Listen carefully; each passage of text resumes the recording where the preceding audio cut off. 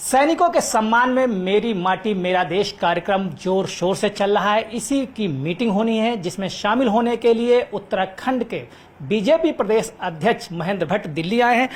अध्यक्ष जी, क्या मीटिंग होनी है और ये अभियान कब तक फाइनल होना है? इसकी अभियान की स्थिति क्या है? देखिए, आज़ादी का अमृत महोत्सव में प्रधानमंत्री जी ने देश के अंदर एक जागरण का काम किया। प्रत्येक व्यक्ति के आंगन की माटी से कर्तव्य पथ पर स्मृति वाटिका बने, इस भाव के साथ पिछले दिनों हमारे कार्यक्रम श्रृंखला तय हुई।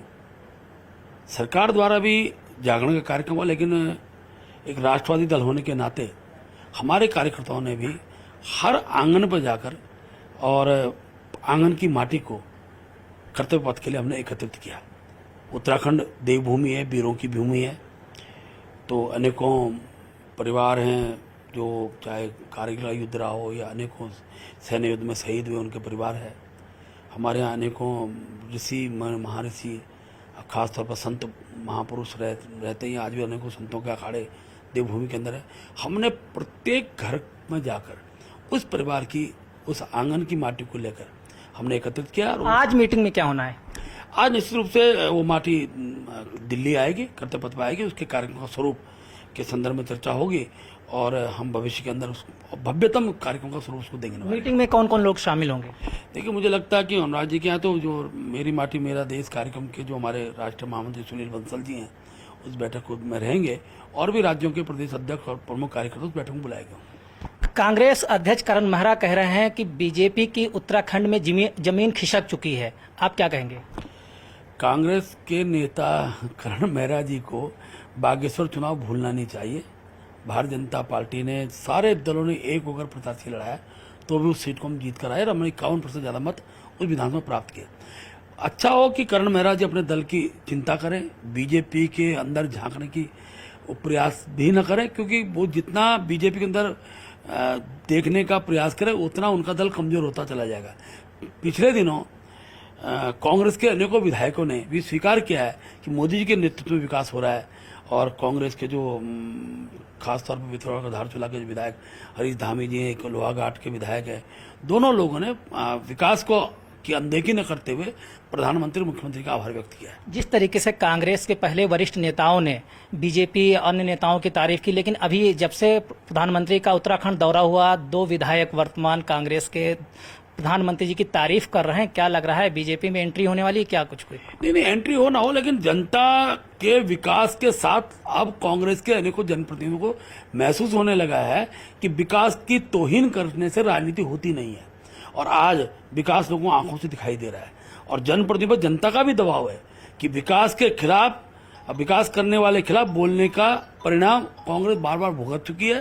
कांग्रेस के कुछ नेता है जिनको अब धीरे धीरे ये समझ आने लगी कि जनता के उस भाव के साथ खड़ा होना पड़ेगा, इसलिए लोग खड़े हैं। क्या लोकसभा चुनाव के पहले कांग्रेस के कुछ नेता बीजेपी का दामन थाम सकते हैं? हमने सबके लिए दरवाजे खोले हुए हैं, जो आना चाहे उसका हम स्वागत करते हैं। और लोकसभा चुनाव है चाहे विधानसभा चुनाव, अनेकों बड़ी संख्या में कांग्रेस के लोग आए हैं, आगे भी आएंगे। संपर्क में है कुछ लोग? नहीं, बातचीत होती रहती है, धीरे धीरे परतें खुलेंगी, उसकी जानकारी सब तक पहुंचेगी। पूर्व मुख्यमंत्री हरीश रावत ने कहा है कि वीर सावरकर के मानस पुत्र जिन्ना थे। अभी हाल में ही कुछ दिन पहले बयान आया और कहा कि वीर सावरकर ने सबसे पहले मुसलमानों के लिए अलग देश की मांग की थी। देखिए, मैं तो हरीश रावत जी इतने वरिष्ठ नेता हैं, उनसे कहूंगा एक बार महाराष्ट्र की भूमि में जाकर वीर सावरकर के बारे में इस प्रकार टिप्पणी करके दिखाएं। वीर सावरकर जैसे क्रांतिकारी योद्धा के बारे में केवल तुष्टीकरण के ध्यान में रखते हुए हरीश रावत जी का बयान है। और जब जब हरीश रावत ने तुष्टीकरण की राजनीति की है, पिछले दिनों उनका बयान सभी समाचार पत्रों में चला कि उत्तराखंड के अंदर मुस्लिम यूनिवर्सिटी हम खड़ी करेंगे, लेकिन अंततः जनता ने मुंहतोड़ जवाब दिया। आज जिन्ना की तारीफ के लिए कोई रास्ता ढूंढा जा रहा है, उसका भी जनता उत्तर देगी। वीर सावरकर जैसे क्रांतिकारी व्यक्ति के बारे में इस प्रकार की टिप्पणी इतने बड़े नेता द्वारा सार्वजनिक स्थल पर बोलना, ये कम से कम उत्तराखंड का जनमानस स्वीकार नहीं करेगा। उत्तराखंड में नगर निकाय चुनाव को लेकर असमंजस अभी कायम है। क्या लग रहा है कब तक चुनाव होंगे? जो लोग चुनाव को टालना चाहते हैं वो न्यायालय में जाते हैं, लेकिन मुझे पूरा विश्वास है न्यायालय तो संज्ञान लेगा। हम चुनाव के लिए तैयार हैं। जब भी चुनाव होंगे भारतीय जनता पार्टी चुनाव में प्रचंड बहुमत से जीतेगी। राहुल गांधी प्रेस कॉन्फ्रेंस कर रहे हैं, तमाम बीजेपी नेताओं पर परिवारवाद के आरोप लगाए, साथ ही महंगाई को भी उन्होंने मुद्दा बनाया। देखिए, परिवारवाद भारतीय जनता पार्टी में दूर दूर तक नहीं है। परिवार से व्यक्ति जो होते हैं वो राजनीतिक क्षेत्र में काम करते हैं, उनको नेतृत्व जनता स्वीकार करती है, जीत कर भी आते हैं। लेकिन कांग्रेस के अंदर तो परिवारवाद जड़ में है। लोग कार्यकर्ताओं के परिवार के व्यक्ति हो सकते हैं, लेकिन चलाता कौन है उस पार्टी को, ये आज जनता के सामने है।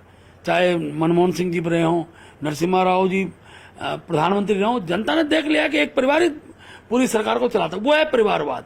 हम कोई राहुल गांधी 2 बार एमपी बने हैं, अनेकों बार प्रियंका एमपी बने, हमें कोई आपत्ति थोड़ी नहीं है, लेकिन उस कांग्रेस पार्टी को चलाने वाला जो दल है, परिवार है, वो गांधी परिवार है, ये परिवारवाद है। समाजवादी पार्टी को चलाने वाला यादव परिवार है, मुलायम सिंह जी का परिवार है, ये परिवारवाद है।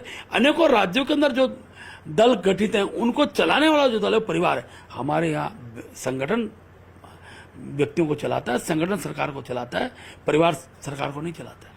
आगामी कई राज्यों में चुनाव होने हैं। जिस तरीके से कांग्रेस अपनी घोषणा पत्र जारी कर रही है, गारंटी पत्र जारी कर रही है, और राहुल गांधी जिस तरीके से मसलों को उठा रहे हैं, आपको क्या लगता है कांग्रेस का क्या भविष्य है? देखिए, झूठी घोषणाएं जनता ने देखी हैं। 60 वर्षों तक उनका शासन काल रहा है, जब कुछ कर नहीं पाए तो आज विकास को अवरुद्ध करने के लिए इस प्रकार की घोषणाएं की जा रही है। और धीरे धीरे जनता जागृत है, और मैं कह सकता हूं कि मोदी जी के कार्य जनता को आंखों से दिखाई दे रहे हैं। जमीन पर वो काम जब दिखते हैं तो फिर उत्तर बसता नहीं है। अब लालच देकर जनता को गुमराह करने का जो प्रयास पिछले दिनों हो रहा है, अब तो जनमानस पढ़ा लिखा हो गया, बुद्धिजीवी हो गया है। जनमानस जानता है कि मोदी जी के नेतृत्व में देश सुरक्षित है, और देश के विकास में मोदी जी का जो योगदान है वो यहाँ की जनता उसको स्वीकार करती है, और कांग्रेस को इस लोकसभा चुनाव में मुंहतोड़ जवाब मिलने वाला है। शुक्रिया हमसे बात करने के लिए। ये थे हमारे साथ उत्तराखंड के बीजेपी अध्यक्ष महेंद्र भट्ट। वीडियो जर्नलिस्ट बीनू के साथ संदीप पांडे, न्यूज 18 दिल्ली।